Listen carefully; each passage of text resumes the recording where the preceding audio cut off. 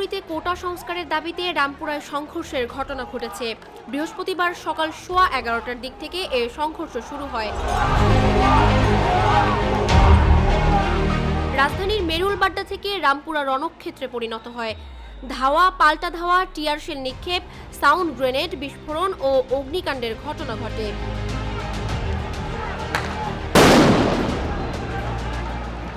বৃহস্পতিবার দুপুর 3:30টার পর বাংলাদেশ টেলিভিশন কেন্দ্রে হামলা করে আন্দোলনকারীরা। তারা প্রবেশদ্বার ভেঙে ভেতরে প্রবেশ করে। আন্দোলনকারীরা ভাঙচুর করে, আগুন জ্বালিয়ে দেয় এবং স্লোগান দিতে থাকে। এ সময় পুলিশ সেখান থেকে আবুল হোটেলের দিকে চলে যায়। 30 মিনিট পর পুলিশ একত্রিত হয়ে তাদের ওপর আক্রমণ করে। পুলিশ সাউন্ড গ্রেনেড ও রাবার বুলেট ছোড়ে। এ সময় শিক্ষার্থীরা রামপুরা ইউলুপের নিচ থেকে স্লোগান দিতে থাকে।